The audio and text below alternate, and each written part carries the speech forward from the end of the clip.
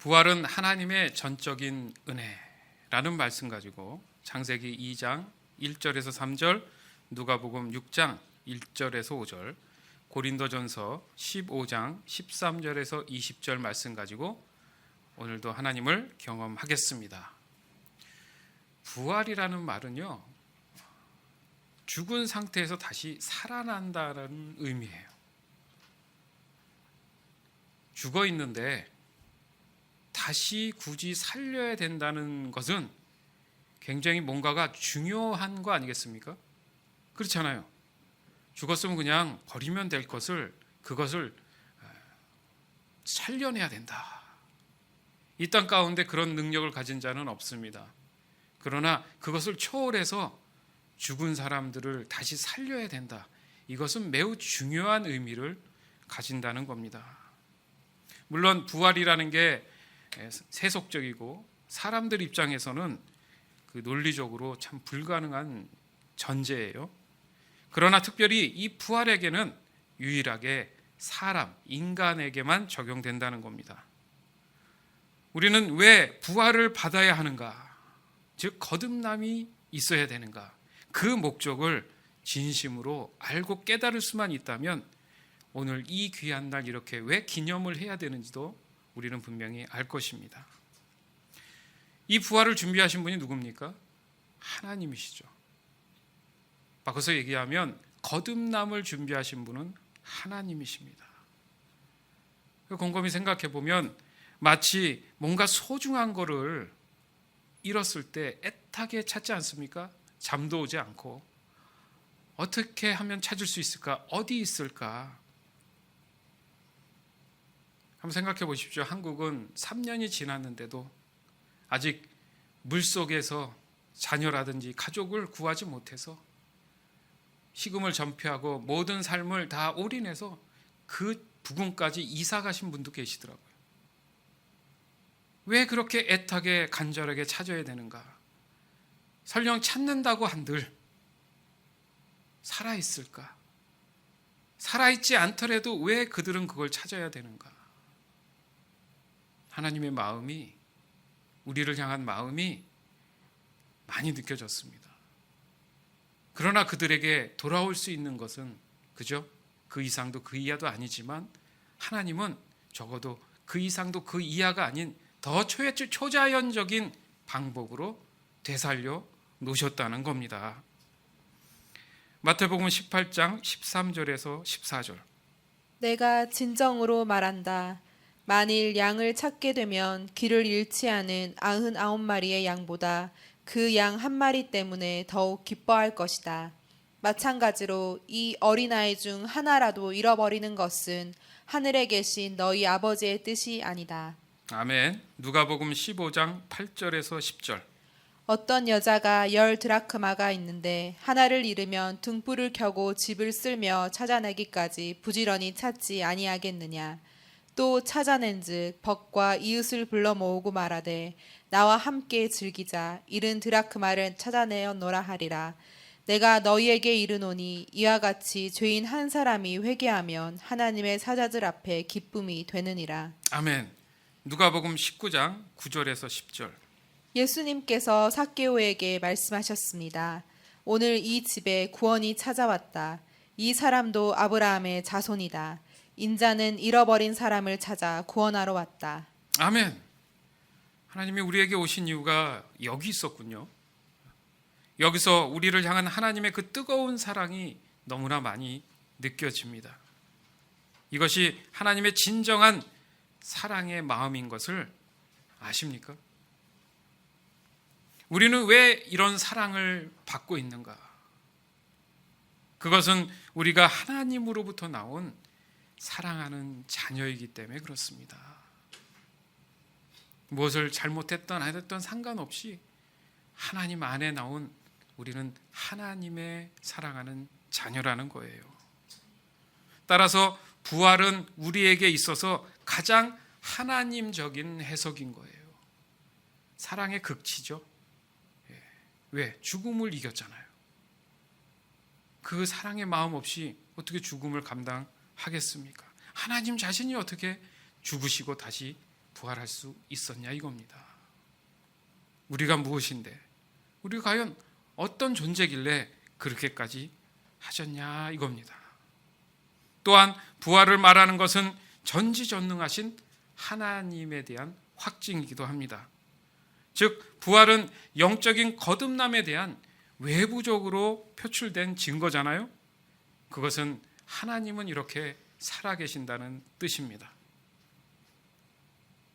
그렇게 함으로 하나님은 부활을 통해 우리의 마음과 하나가 되길, 합하여지시기를 원하신 거예요. 어떠한 경우도 세상에 간섭받지 않고 구애받지 않고 방해받지 않고 오직 하나님과 내가 온전한 소통이 이루어지는 방법으로 선택하신 겁니다. 그래서 죗값을 치른 거죠. 그냥 데려가셔도 되는데 죗값이라는 의미가 인간에게 걸쳐진, 그렇죠? 형틀의 의미가 있지 않습니까? 그래, 확실하게 해줄게.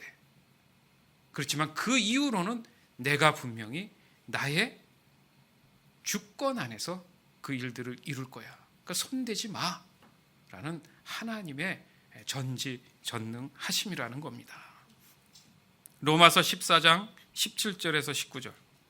하나님의 나라는 먹는 일이나 마시는 일이 아니라 성령 안에서 누리는 의와 평강과 기쁨입니다. 이런 마음으로 그리스도를 섬기는 사람은 하나님을 기쁘시게 하고 사람들에게도 인정을 받습니다. 그러므로 우리 모두 화평함을 이루는 일과 서로 덕을 세우는 일에 힘씁시다. 아멘.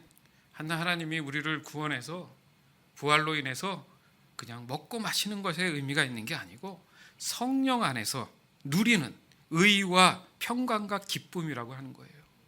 그것이 바로, 그 마음이 바로 그리스도의 마음인데, 그 마음을 가진 사람은 하나님을 기쁘게 하고 또 사람들에게도 인정을 받는다고 말씀하시는 겁니다. 따라서 이 모든 것은 하나님의 전적인 은혜라는 것을 보여주시는 거예요. 만약 하나님의 은혜가 없었다고 한번 생각해 보십시오. 끔찍하죠? 부활의 기회는 우리에게 존재하지 않습니다. 즉 하나님의 그 외면은 저주된 삶이에요. 죽음이지 않습니까? 이 세상 어느 누가 난 저주된 삶을 살 거야, 끝까지 저주받을 거야, 없습니다. 어떻게든 축복받고 싶어 하지 않습니까? 어떻게든 잘 살고 싶지 않습니까? 누가 그것을 대놓고 저주된 삶을 추구하겠어요? 그래서 부활을 위한 하나님의 은혜는 이미 우리에게 전제된 하나님의 전적인 사랑이었다라는 겁니다.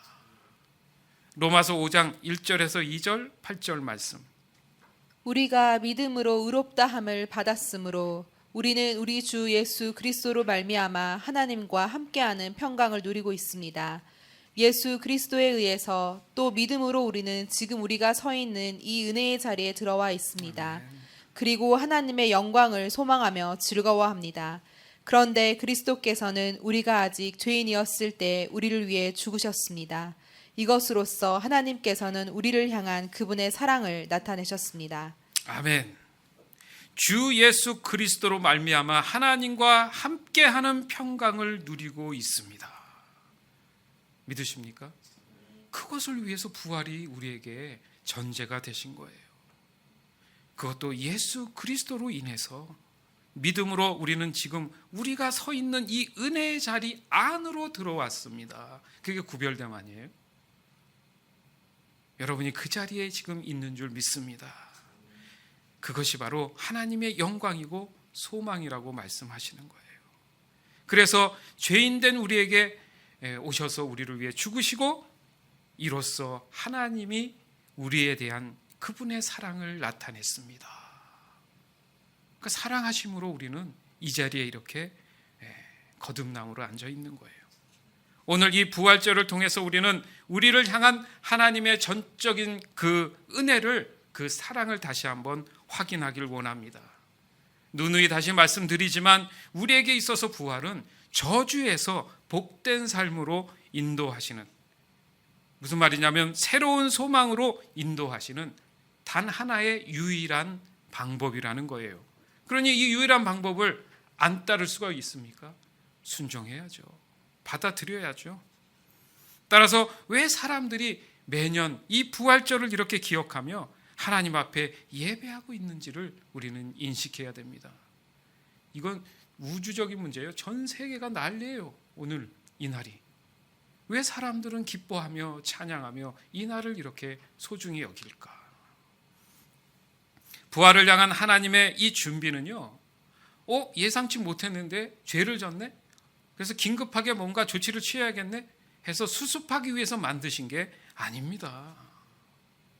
하나님의 은혜는요, 하나님만이 모든 것이 가능하시고 또한 하나님이 허락해야지 가능한 일입니다. 이것이 바로 하나님의 선하심이라는 건데요. 선하심을 따라 살아가도록 하시는 그 하나님의 사랑과 공의 안에 머물 때 우리의 삶은 가장 최적의 상태이기 때문에 그렇습니다. 그것을 유지하기 위해서 하나님은 이미 그 선하심 안에 이런 장치들을 이미 은혜로 만들어 놓았다는 거예요. 죄로부터 이렇게 이탈된 상태에서의 우리에게 필요한 것은 바로 회복이라는 절차였다는 거죠. 그게 사랑이 있으니까 가능하죠. 회복은. 맞죠? 그래서 그 회복의 기회가 이미 하나님의 선하심 안에 포함되어 있는 것들이었다는 겁니다. 다시 말해서 쉽게 얘기해서 자연을 자세히 보면요, 우리가 보는 그 자연 세계 있지 않습니까? 자세히 보면 스스로 치료할 능력을 사실 가지고 있어요. 그런데 조건이 있습니다. 자연은 적어도 순리에 따릅니다. 그죠? 능동적으로 이렇게 자연스럽게 본인이 뭘 해야 되는지 알듯이 이렇게 능동적으로 움직일 때 그 순리에 의해서 자연 치유도 일어나요. 즉 하나님의 운행하심 안에 있을 때 가능하다는 얘기입니다. 근데 누군가 임의로 그 환경을, 그 순리를 어그러뜨리거나 바꿔버리면 어떻게 됩니까? 하나님에 대한 신뢰성이 떨어져 버리잖아요. 그러므로 인해서 거기에 사랑이 전제되지 않는 한은 구제불능이라는 거예요. 회복될 수가 없다는 얘기입니다. 그러나 어떻습니까? 하나님은 그거에 대한, 쉽게 얘기하면 백신도 갖고 계시기 때문에 그것이 투여됨으로 인해서 원상태로 갈 수 있게 되는 거예요. 그런 맥락에서 오늘 우리는 하나님의 전적인 은혜 안에 있는 이 부활의 예비하심을 깨닫고 그 은혜에 감사하는 삶을 날마다 살아야 되는 겁니다. 그래서 범사에 감사할 수 있는 거예요. 그렇지 않아요? 그 은혜를 생각하니까 내가 이러면 안 되지. 맞아. 이게 겸손해진다는 얘기죠. 특별히 오늘은 이 교회들이 바로 일요일을 주일로 해서 그렇죠, 지키는 날이에요. 그래서 주의 날이라고 합니다. 자, 왜냐하면 다시 한번 쉽게 얘기해서 이게 중요하거든요. 우리가 전 한 주 동안을 고난주간이라고 이렇게 얘기를 합니다. 그 근거는 바로 성경과 이스라엘의 역사에서 우리가 그 배경을 찾을 수 있어요. 조금 더 설명을 하면, 여러분의 이해를 돕기 위해 설명하면, 이번 주일, 그죠? 일요일이라고 하는데 전주 일요일이 있지 않습니까? 그 전주 일요일에 예수님이 예루살렘에 입성을 하십니다. 본격적으로 일요일에 입성을 하세요. 그러고 나서 월요일에 첫 번째 하신 일이 성전을 먼저 정결케 하십니다. 그러니까 하나님이 예수님 통해서 대충 한 게 아니라 의미가 있다는 말입니다. 그러니까 중요한 거예요. 그리고 화요일에 가룟 유다가 변심을 합니다. 화요일에요. 그리고 수요일에는 자료가 없어요. 무엇을 했는지, 어떤 게 있었는지는 없습니다. 그리고 목요일에 와서 지금 우리가 이거 했던 이런 저녁 식사와 만찬과 이런 기념에 대한 그 예수님의 행적이 나타나 있습니다. 무슨 말이냐면 예수님이 십자가에 이제 오르실 것에 대한 예비고, 십자가의 의미가 뭐냐? 예수님의 몸과 피를 통해 죄의 값을 치르고 우리를 부활 거듭나게 구원으로 이루게 하신다는 그런 것을 기념하는 일을 목요일 밤에 하게 됩니다. 그러니까 사실 목요일 밤에 하는 게 사실은 맞죠. 근데 이제 일정상 이렇게 주일에 하게 되지 않았습니까? 그러고 나서 목요일 밤에 겟세마네 언덕에 올라가서 기도를 하십니다. 제자들과 밤새 기도하시고 나의 원대로 마옵시고 아버지의 뜻대로 하시옵소서 하고 순종합니다. 그리고 금요일 이른 아침에 로마에 의해서 체포가 되죠. 그러니까 하루에 다 일어난 거예요. 고문을 당하시고 결국 골고다 언덕에 오전에 올라가시고 6시간, 그러니까 여기 시간으로, 실제 시간으로 오후 3시에 이제 운명하게 되시는데, 그 사이에 하필이면 7마디를 하세요. 딱 7마디를 하십니다. 그러고 나서 금요일 날 저녁에 장사되십니다. 그리고 토요일 날은 무덤에 계시다가 드디어 일요일인 오늘 이렇게 부활을 하시는 장면이 나옵니다. 이게 우연이에요? 우연 같아 보이십니까? 왜 굳이 예수님은 이 일정들을 맞춰 가셨느냐? 예수님의 모든 그 행적들은 구약의 말씀에 대한 100% 성취입니다. 단 하나도 새로운 사실은 없어요. 사실 더 깊이 구약 말씀들을 연구해 보면 부활에 관한 얘기는 너무 많습니다. 그 근거로 인해서 오늘날의 예수님의 그 부활에 대한 그 성취가 일어났다는 거예요.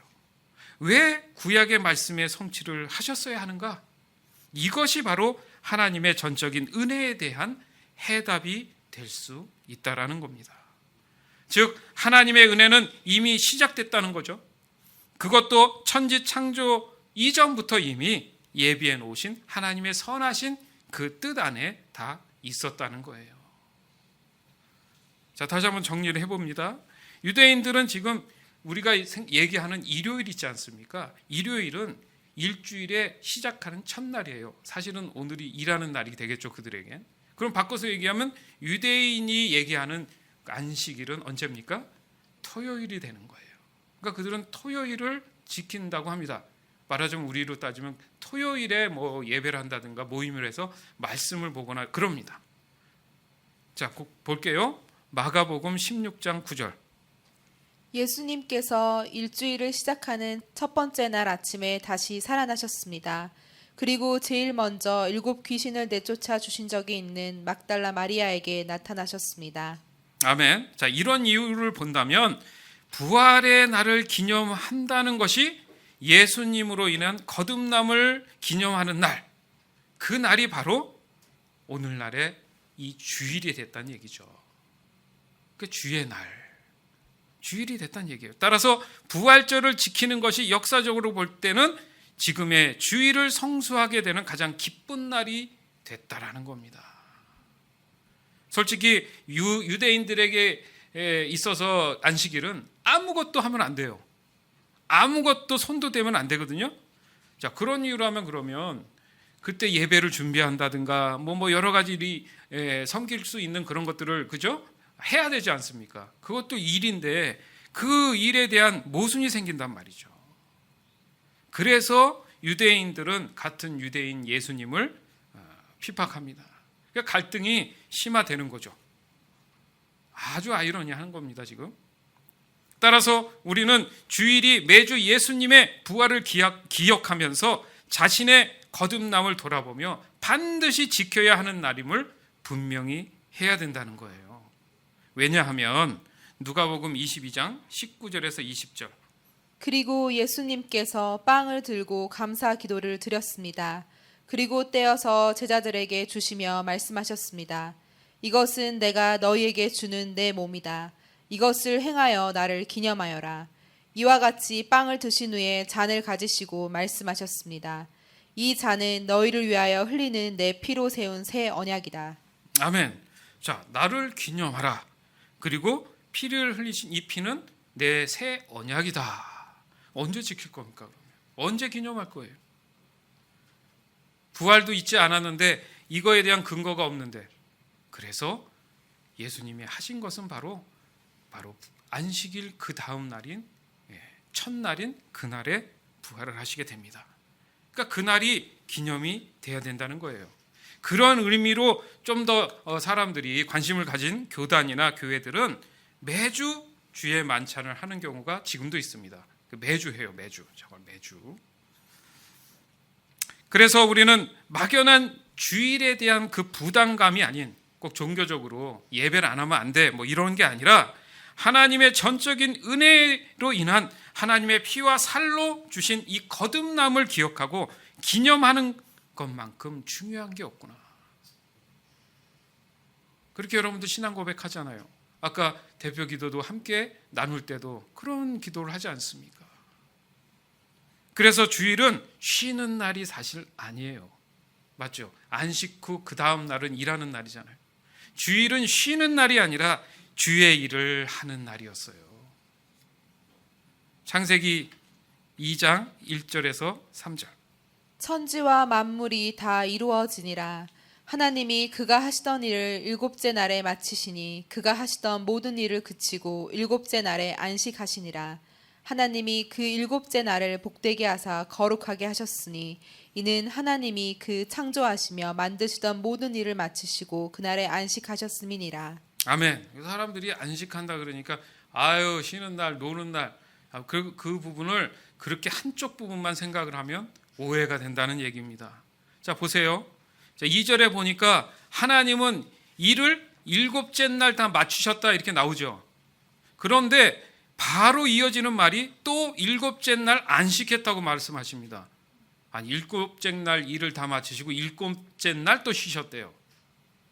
좀 이상하지 않습니까? 그리고 나서 3절에 다시 부연 설명을 또 하시는 거예요. 그 날에 복되게 하시고 거룩하게 하셨다. 일곱째 날 일을 마치셨으면 8일을 만드셔갖고 그날은 좀 쉬셔야 되는데 그날 마쳤는데 그날 안식하시고 복되게 하시고 거룩하게 하셨다는 거예요. 여기서 우리의 깨달음이 있다는 거예요. 그러니까 막연히 쉬는 날 그런 날로 따로 정해진 게 아니라 이 말씀에서는 일곱째 날 당일에 모든 걸 마치시고 그날을 기념하셨다는 겁니다. 즉 거룩함은 다른 날과 다르게 구별한다는 의미잖아요. 그러니까 역사적으로 의미가 있는 날이라는 거예요. 그러니까 사람들 보세요. 어떤 일을 열심히 한 다음에 어떤 다 완료된 그 날이 있잖아요. 시간이. 그렇죠? 그 날짜를 맞춰서 어떻게 합니까? 기억하기 위해서 그 날을 기념한다는 거죠. 아멘. 네. 그러니까 정리하자면 안식일은 하나님이 천지 창조하신 날에 대한 마지막으로 마무리하신 날에 대한 구별된 기념이라는 얘기입니다. 또한 지금 우리는 주 예수 그리스도를 통해서만이 구원이 가능하기 때문에 이 잔은 너희를 위하여 흘리는 내 피로 세운 새 언약이다. 그러니까 예수님 전에는 이런 주일에 대한 개념이 없었는데 예수님이 부활하신 그 날을 우리는 기억해야 돼요, 안 해야 돼요? 예수님 없이 구원이 없으니까. 그러니까 기념하고 기억할 수 있는 날을 줘야 되는데 그 날이 바로 오늘 이 일요일 주일이 된 겁니다.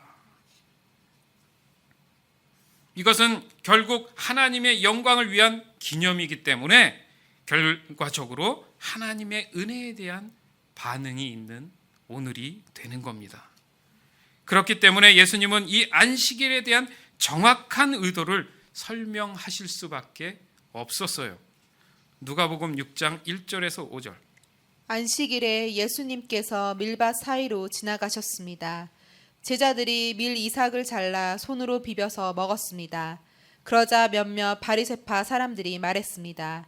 어찌하여 당신들은 안식일에 해서는 안 되는 일을 합니까? 예수님께서 그들에게 대답하셨습니다. 너희들은 다윗과 그 부하들이 굶주렸을 때 다윗이 한 일을 읽어보지 못했느냐? 다윗은 하나님의 집에 들어가서 제사장들 외에는 그 누구도 먹어서는 안 되는 진설병을 먹고 자기 부하들에게도 주지 않았느냐? 예수님께서 바리새파 사람들에게 말했습니다. 인자는 안식일의 주인이다. 아멘. 그러니까 우리가 생각할 때는 열심히 한 주간 열심히 땀 흘려 일해서 노동의 대가를 받듯이 하루는 쉬어야지. 그거는 인간적인 생각이라는 거예요. 안식일은 하나님이 다 하셨죠. 그렇잖아요. 모든 걸 다 창조하셨지 내가 창조한 게 아니잖아요. 그렇죠. 그러니까 하나님인 내가 다 이루었다라는 것을 기념하기 위해서 만든 날이니까 너희는 아무것도 할 필요가 없다는 거죠. 쉽게 얘기해서 내가 창조주라는 것을 너희가 인정하는 날, 그걸 기념하는 날이 안식일이에요. 다시 한번 생각해 보십시오. 안식일을 복되게 하신다는 하나님이 도리어 복을 누리지 못하게 하시고 규칙을 만들어서 발목을 잡는 게 하나님의 은혜입니까? 그렇게 생각하세요? 지금 바리새인들은 거기에 넘어가 있지 않습니까? 하나님이신 예수님을 못 알아보고 있잖아요. 본인들의 생각이 맞다고 자꾸 지금 주장하고 있습니다. 그러니까 예수님이 이런 말씀을 하실 수밖에 없는 거예요. 내가 안식일의 주인이다. 복은 하나님 안에서 누리는 삶이에요. 믿으십니까? 다시 말하자면 하나님의 은혜는 종교가 아니라 감사로 누리는 겁니다. 누가 억지로 와서 힘들게 예배하는 게 감사라고 생각합니까? 예배는 감사가 있음으로 드려지는 거지, 억지로 하는 게 아니란 말이죠. 즐겨내는 거예요. 그러니까 이 날을 내가 하고 싶어서 하고 하기 싫어서 안 하는 날이 아니죠. 내가 존재할 수 있는 가치는 하나님께 있었고 부활이, 구원이 거기 있었기 때문에 안 드릴 수가 없는 날이라는 거죠. 안식은 하나님이 모든 것을 하신 것에 대한 주대심에 대한 인정의 날입니다. 다시 말씀드립니다. 인간이 노동해서 받게 되는 보상으로 쉬는 날이 아니라는 거예요. 거룩하시고 자비로우신 그 은혜의 하나님을 잊지 말고 반드시 기억하라는 의미였습니다. 예수님의 이 한마디 안식일의 주인, 이것은 내가 그 안식에 대한 그 개념을 만든 하나님이다라는 얘기를 사실 하시는 겁니다. 그런데 왜 너희들은 엉뚱한 궤변을 내어놓느냐? 그건 어디에도 성경에 사실은 없다. 이 말씀을 하시는 거예요. 요한복음 5장 15절에서 22절. 그 사람이 유대인들에게 가서 자기를 고친 이는 예수라 하니라. 그러므로 안식일에 이러한 일을 행하신다 하여 유대인들이 예수를 박해하게 된지라. 예수께서 그들에게 이르시되 내 아버지께서 이제까지 일하시니 나도 일한다 하시매 유대인들이 이로 말미암아 더욱 예수를 죽이고자 하니 이는 안식일을 범할 뿐만 아니라 하나님을 자기의 친아버지라 하여 자기를 하나님과 동등으로 삼으심이러라. 그러므로 예수께서 그들에게 이르시되 내가 진실로 진실로 너희에게 이르노니 아들이 아버지께서 하시는 일을 보지 않고는 아무것도 스스로 할 수 없나니 아버지께서 행하시는 그것을 아들도 그와 같이 행하느니라. 아버지께서 아들을 사랑하사 자기가 행하시는 것을 다 아들에게 보이시고 또 그보다 더 큰 일을 보이사 너희로 놀랍게 여기게 하시리라. 아버지께서 죽은 자들을 일으켜 살리심같이 아들도 자기가 원하는 자들을 살리느니라. 아버지께서 아무도 심판하지 아니하시고 심판을 다 아들에게 맡기셨으니. 아멘. 아주 중요한 말씀하셨어요. 자 보세요. 그 안식일에 일하는 거에 대해서 지금 박해를 받습니다. 그런데 예수님이 조금 그들이 이해 안 되는 얘기를 하냐면 뭐냐 하면 보세요. 내 아버지께서 이제까지 일하셨으니 나도 일하신다. 하나님이 지금 일 안 하라고 쉬어버리면 이 지구가 돌아가겠습니까? 안 돌아갑니다. 멈춰버려요. 그러니까 안식한다는 게 쉰다는 게, 자, 일의 개념을 잘 생각하세요. 자, 일하는 입장이 하나님이세요? 우리예요? 하나님입니다. 하나님이 하시는 것에 대한 개념을 가져야지 사람이 자꾸 일한다는 개념을 가지니까 도리어 내가 하나님이 된 거예요. 그 입장이 잘 깨달아져야 되는 거예요. 그리고 더 중요한 말씀을 하십니다. 심판을 누구에게 주셨다고요? 예수님께 다 줬대요. 그러니까 지금 살아가는 우리로서는 이 주일이 지켜야 되는 날이구나. 성수돼야 되는 날이구나. 이렇게 얘기가 되는 겁니다. 따라서 부활은 하나님의 전적인 은혜라는 사실을 깨달아야지만이 진정한 안식일과 주의 날을 참 믿음으로 받아들일 수 있다라는 겁니다.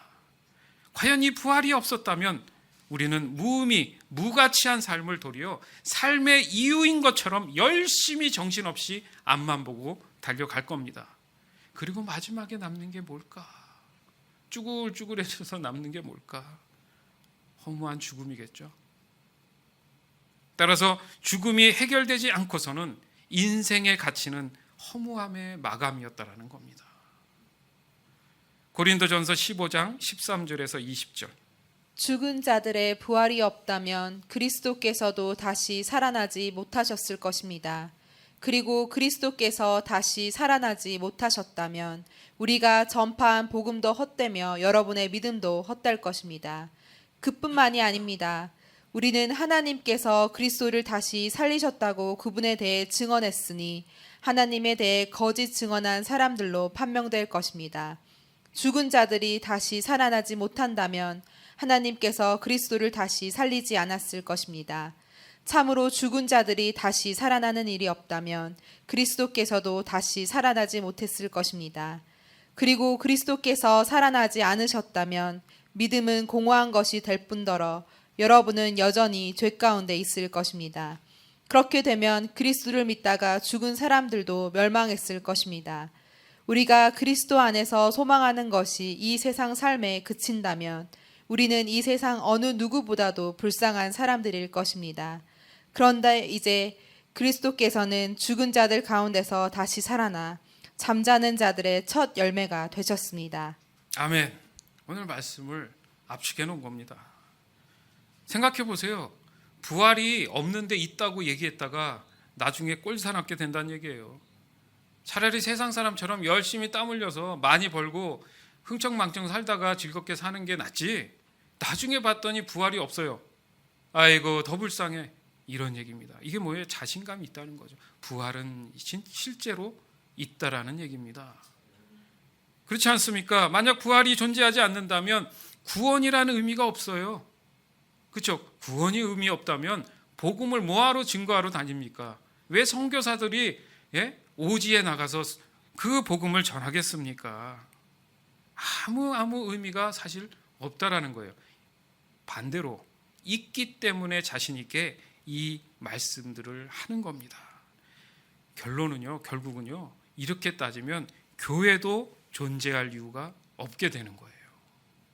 그런데 우리가 이 드려지는 이 예배, 이 교회라는 공간은 어떻게 생각하십니까? 마치 예수님 안에서 드리는 예배의 모양새를 갖고 있지 않습니까? 또 말씀도 그렇게 하시고요. 따라서 부활이 표면적으로 존재된 예수님의 십자가 이후의 사건 이후로 우리가 드려지는 이 주일은 안식일에 대한 연장이 아니었어요. 주를 위한 감사와 경배의 시간을 가지는 매주의 기념일이었어요. 쉬는 날이 아닙니다. 이것은 내가 너희에게 주는 내 몸이다. 이것을 행하여 나를 기념하라. 이 잔은 너희를 위하여 흘리는 내 피로 세운 새 언약이니라. 그래서 주일은 반드시 지켜야 한다고 침을 튀기면서 얘기합니다. 여러분 생각해 보세요. 여러분의 기념일이라든지 생일이라든지 그 이벤트 그날은 폭죽을 터뜨리고 케이크를 잘라가면서 내가 태어난 것에 대해서 기뻐하지 않습니까? 태어난 거잖아요. 태어난 거. 거듭난 거. 우리는 매주일 예배가 축제라고 하지 않습니까? 왜요? 우리가 거듭났으니까. 근데 감사함으로 그날이 내 인생에 있어서 없다? 말이 됩니까? 늘 그날이 내게 기념돼야지 되지 않겠습니까? 왜요? 그날이 내 생일이니까. 믿으십니까? 사랑하는 여러분, 이제 주일은 반드시 지켜야 하지 않겠습니까? 적어도 내가 부활을 믿고 거듭난 사람이라면 당연히 주일은 지켜줘야 되지 않겠습니까? 우리는 오직 주 되시는 예수 그리스도를 통해 구원의 영광을 받을 수 있었습니다. 그것은 부활을 받아들인 거예요. 곧 예수님이 나의 구원자 되심을 믿음으로 받아들인 겁니다. 어떻게 보면 구약의 제사가 오늘 우리가 드려지는 이 주일과 많은 부분 다르게 느껴질 수 있어요.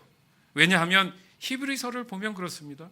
예수님의 역할에 대해서 말씀하시는 내용들이 나오는데 단 한 번에 이 복잡한 구약의 제사의 의미를 종료시키신 분이 누구예요? 예수님이셨어요. 그래서 우리가 할 수 있는 일이 바로 오직 예수님만 믿음으로 받아들이는 것이 제사를 다 대처하게 됐다라는 겁니다. 그러니까 주일이 성수가 돼야죠. 이 모든 결론이 바로 십자가의 죽으심의 과정에서의 그 단 7마디 안에 다 들어있는 거 아세요? 그리고 나서 죽으심으로 끝난 게 아니라 안식하셨어요, 토요일날. 그죠? 안식하시고 나서 그 안식에 복됨을 주시고 거룩함으로 구별됨으로 인해서 그 다음날 부활을 일으키신 겁니다. 따라서 전적인 하나님의 은혜의 결론은 다시 창세기 2장 1절에서 3절로 표현되게 되는 거예요.